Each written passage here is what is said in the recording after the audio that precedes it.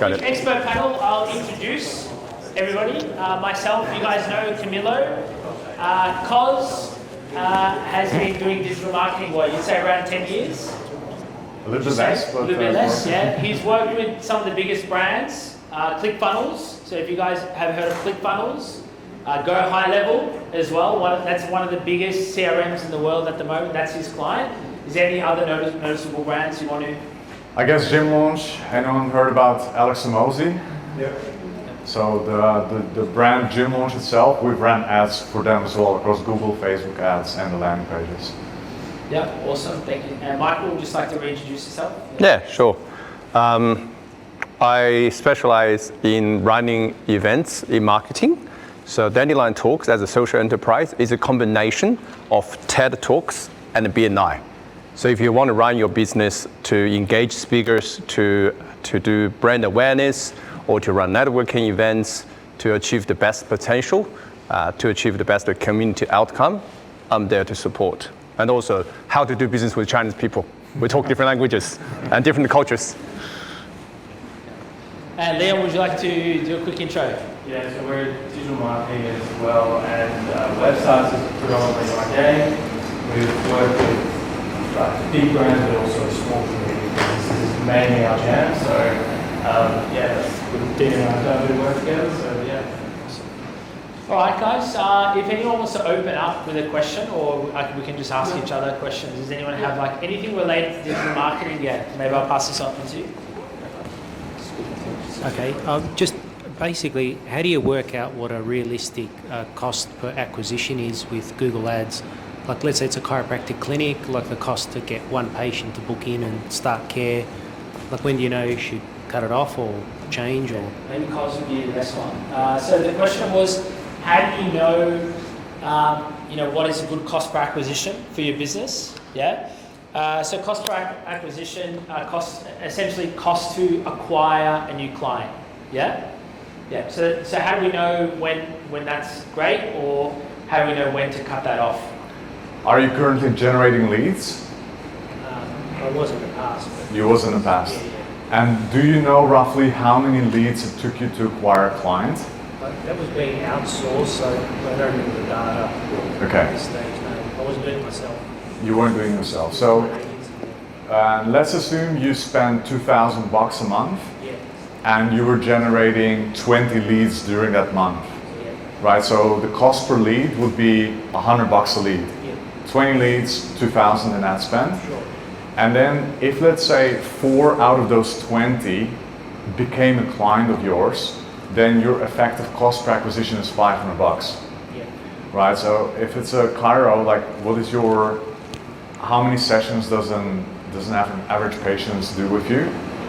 A good patient, maybe 15 to 20 sessions. 15 to 20 sessions. And roughly, I've been to chiro myself because I'm behind the computer all day long. My back has just been curling and curling.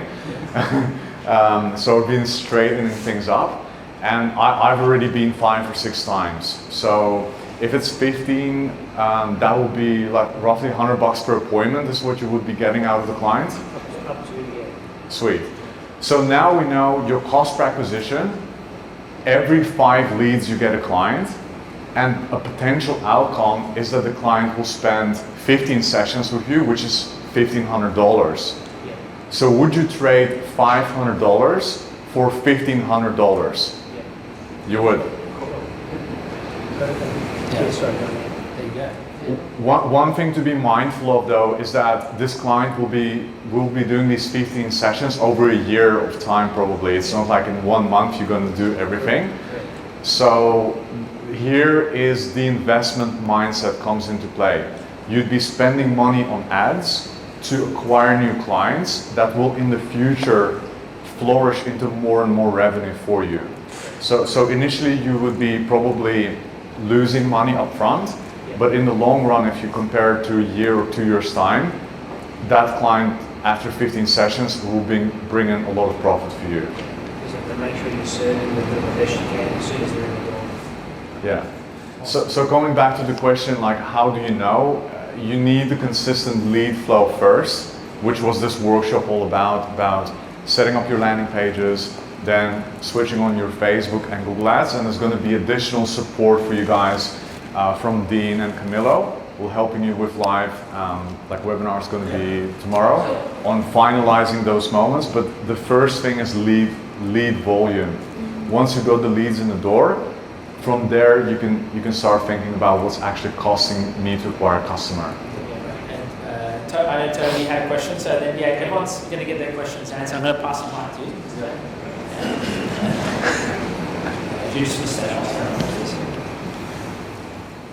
So if you're running a service-based business and predominantly you're one-to-one, and you're predominantly getting all your clients and leads from Google, and you want to run like a workshop like this, for example, how do you go about doing that? I think I should be the best person. Yeah. So what you do the night before is you call Camilo and you say, hey man, I have an idea. Dude. Well, yeah, we first do that, and then the night before the workshop you say, dude, I don't think anybody's going to rock up. So, well, what can I say to that? I think in your service, you just need to figure out what are people, like if you're planning for your marriage counselling to bring people in a room, yeah? Yeah, as well as one-to-one. Yeah, okay. Well, thinking from a workshop perspective, like would people be comfortable sharing that experience together? Well, if you're doing coaching, people do. They go on retreats all the time. They do all this type of stuff. Cool. Ultimately, I'd love to do like an intensive, which is like 6 hours, and teach people breakthrough frameworks that can help them with their marriage. Yeah. Well, essentially just running a video ad like everybody saw mine, in the kitchen. I had Sandra record me, and I was like, hey, just hold the camera, I'm going to try and say something. And I made like 10 different videos about why people would benefit. Obviously, there was one thing you guys are learning, but you guys are all here today, and I've actually heard some amazing conversations between the people. So you're trying to put that in the ad on a video and sound authentic. Like, I don't know if you guys could see on the videos, like it was very not prepared. Like I had like the kids screaming in the background and all that sort of stuff. It needs to come across authentic, and then people need to see the value in actually coming together as well. You know what I mean? So that's how to get people in a group, and then actually making a personal relationship. So Camilla and I actually took the time to call all the leads. And on top of that, it's not just me recording the ads. Like Camilla did a lot of the legwork in terms of organising the venue, getting the drinks. Lucas as well. There's been many parts to that as well. So you've actually got to think about it logistically. And then obviously today, we only got so far as the Google ads. We're going to do, if people want to stick around for the meta ads, but then you've also got to plan, well, when you bring people to the workshop, like today hasn't really gone like exactly how we planned it, right? So, and that's why we're offering that free sessions tomorrow. Yeah. So does that answer the question a little bit? Yeah. Well, so you're saying in terms of acquiring, even though predominantly you get it through Google's, do a video and let Meta handle it. Well, build a relation. Try and build a connection with them through the video. The reason why I want to my mum was a marriage counsellor for about 27 years, and she had really good Google reviews. She had a lot of repeats. I'm not sure if running a workshop like this is kind of going to be effective for what you want to do. I think running Google and doing videos on how you're helping people is going to be far more effective bringing in leads than doing something like this.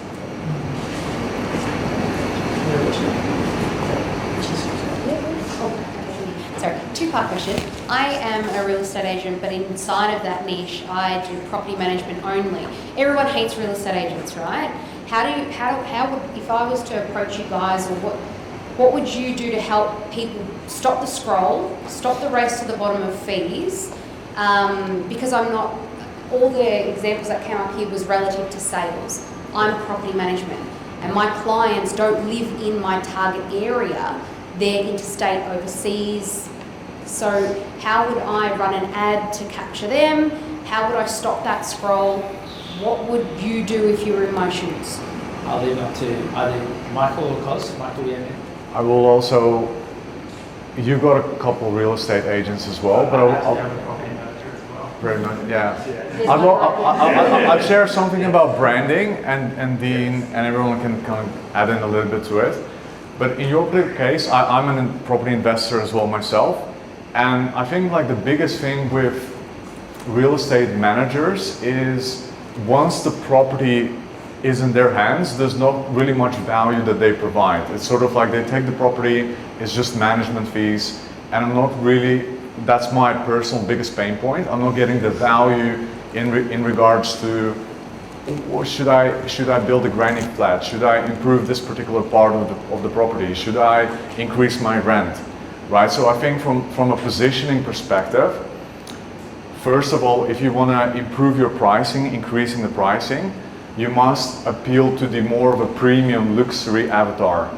And that comes down to dressing, that comes down to the way you talk, to the price of property you mentioned as well. Hey, I'm helping you manage a property that's $1 million to $2 million, right? So that in itself is going to be a completely different audience than managing a $400,000, $500,000, $600,000 property, $600,000 property, right? So level up the avatar, and then give what is your differentiation. What else do you help your clients with that is different to what everyone else is doing? And then you just create an ad talking about those pain points.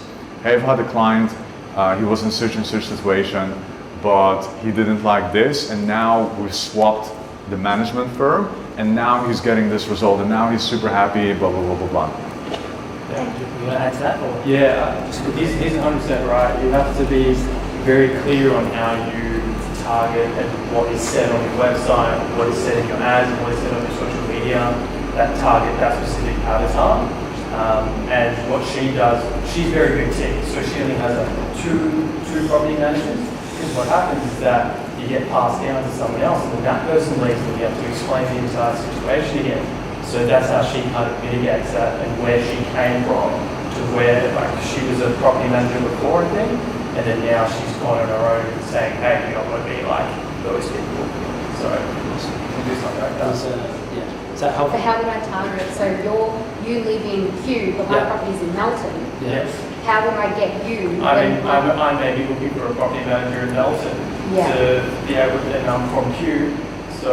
But for my ads, how am I?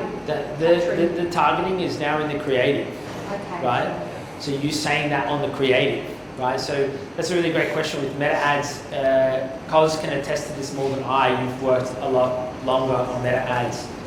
That targeting was more relevant prior, right? You could actually get down to the exact targeting options, but you'd also attest to that now the targeting is also in the creative, yeah?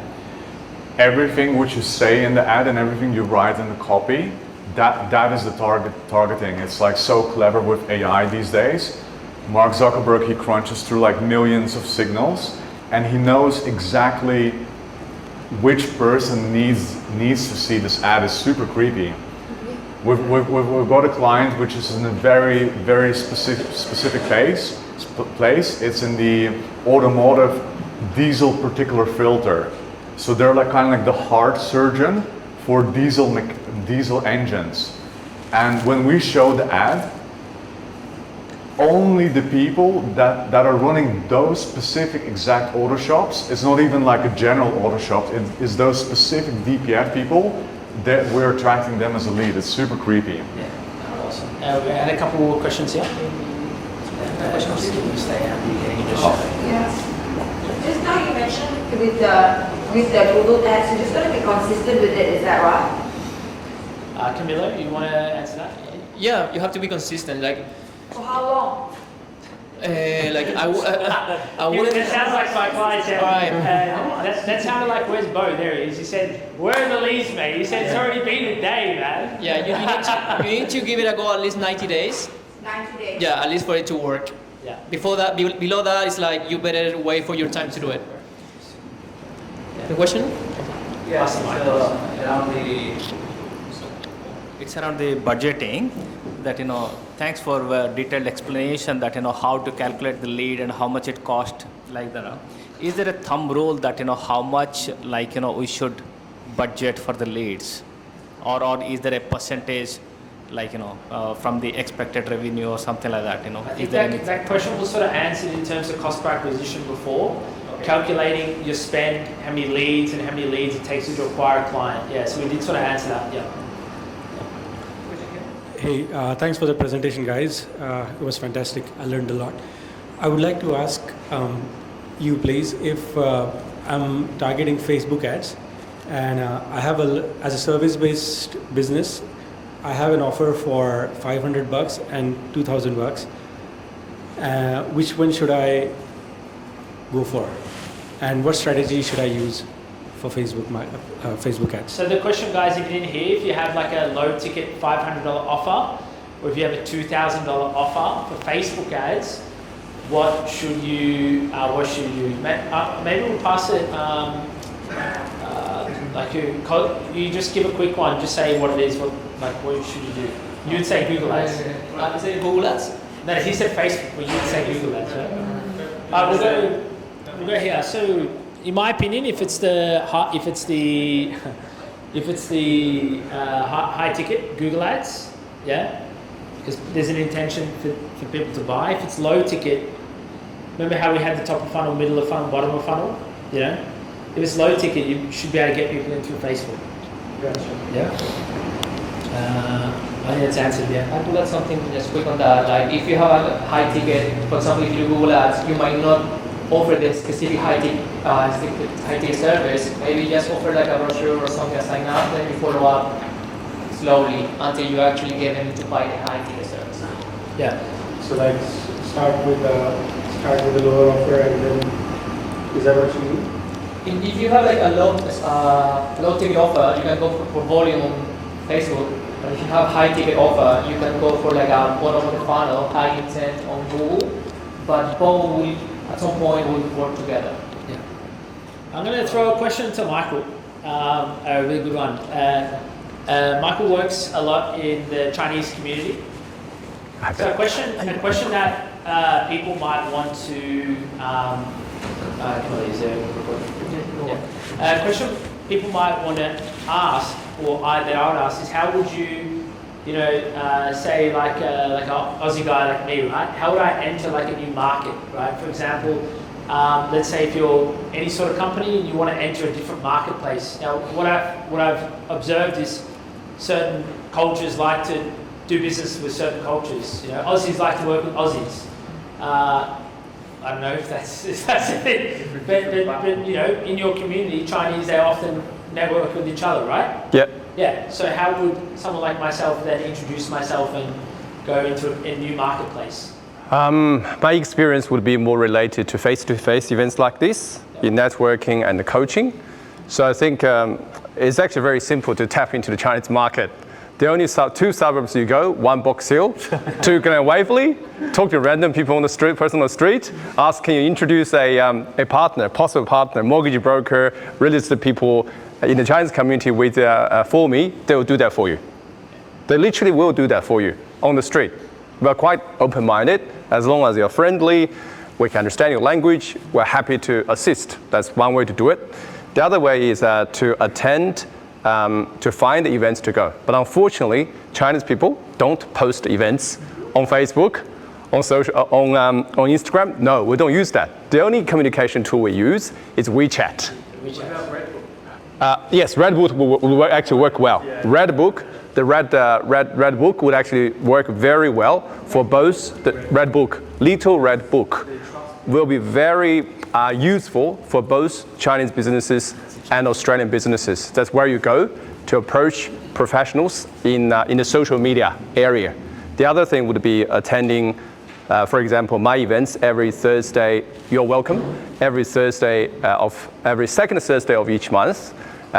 Join Dandelion. It's free of charge for all entrepreneurs, and you'll be able to find your partners in mortgage broking, in real estate, in buyer advocacy, in social media, in finance, everything. So mostly service-based, not much retail-based, but service-based. There are very few organizations doing that, but as Dean said, we want to connect people together for meaningful outcomes. And Dandelion Talks. You can find us on LinkedIn. Why I asked that question is because you're all here to run ads, but also a big part of people's businesses that they forget is it comes with the networking as well. Networking, go and see people in person, And then, you know, you can actually validate what should be on your ad by having conversations with people. And then, you know how we came up with those offers through competitor analysis? You might be able to come up with an ad through speaking to someone. Hey, this is what they're saying. Let me try run that as an ad, yeah? Yeah. Is there any other questions, guys? Yeah, one. This is regarding the competition. Say if I'm advertising something on Facebook myself and my competition is using an ad agency, does he have an edge over me doing it personally? In terms of his influence with Google or Meta? If he's using an ad. So the question, guys, was if somebody else is using an ad agency, do they have an advantage? These are all biased people here. These are all ad agencies. Well, I would say this. How much do you pay better? Because the more you pay, the more you're probably going to show up, the more they're probably going to want you to keep paying. So, I don't know, but Cole can probably speak more to that. Look, it depends what their ad spend is, right? So if someone is spending 10, 20K a month on ads, or even 100, and they're running it with an agency that has a team of specialists on a day-to-day basis, managing the ads, launching new offers, constantly coming up with new copy, I would say that they have a pretty big advantage over yourself managing that same budget, trying to do all the stuff yourself. Yeah, where I disagree with that is, I have to disagree because I agree with what he said, but in a sense, it's up to the business owner to go through. So this series of steps that we went through today, as a business owner, you might not know the tech, right? But the point of the workshop today was not to hand the keys over to the agency, right?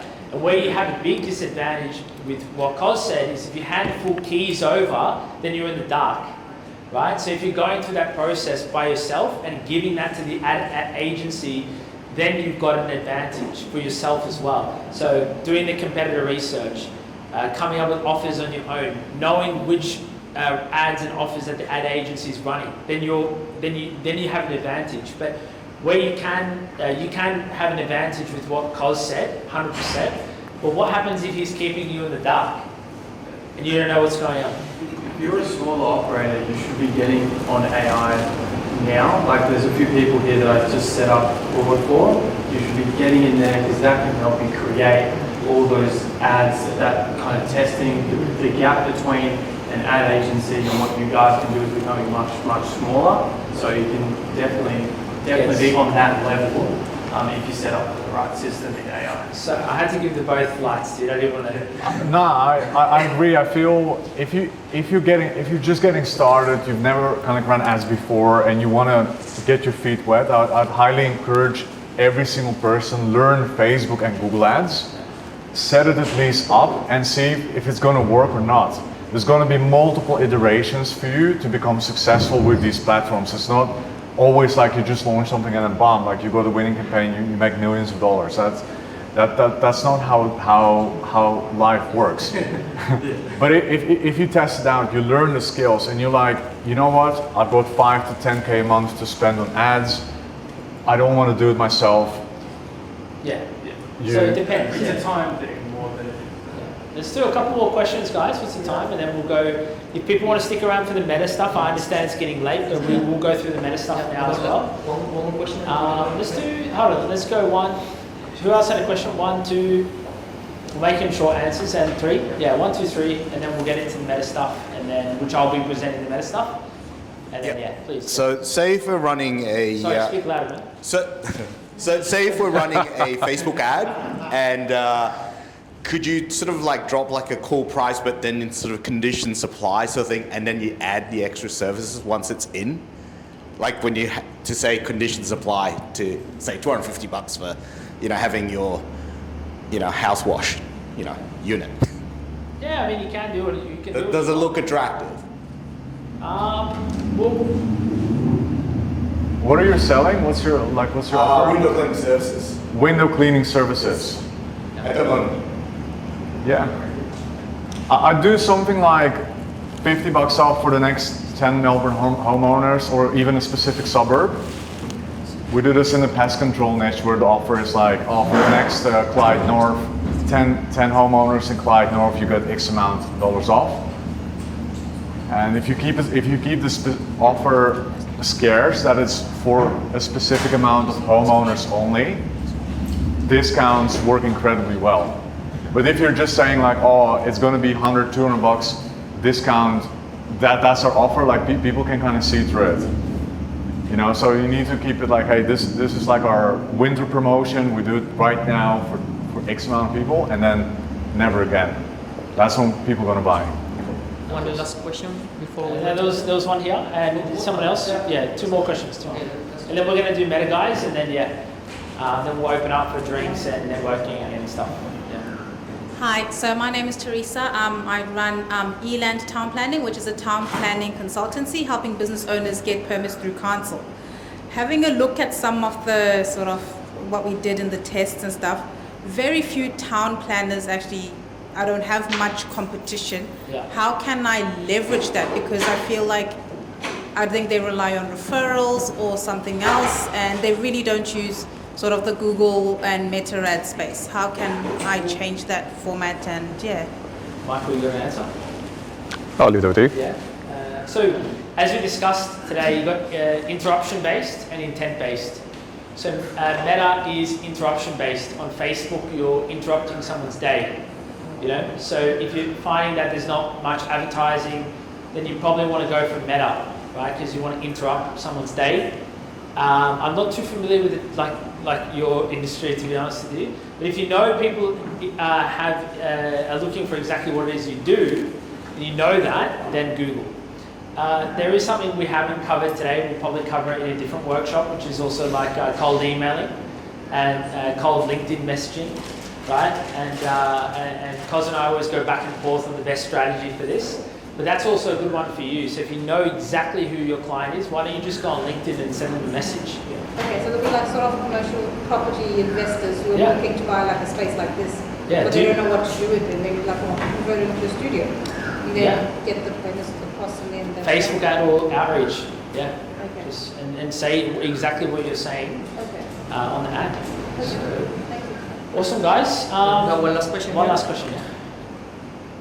So is there a way to understand or know how much your competitor is spending on Google Ads? Send them an email and say, how much are you spending, bro? That's not possible. There is one way if you're spending on ads, you can go to the auction news sites and you can see the impression share and what people are spending. You can see that, but again, it's not going to be a dollar value. Yeah, let Camilla answer that for Google Ads, yeah. Basically, we'll say you can see like a percentage of or competitors that are showing up for the same auction, same keyword.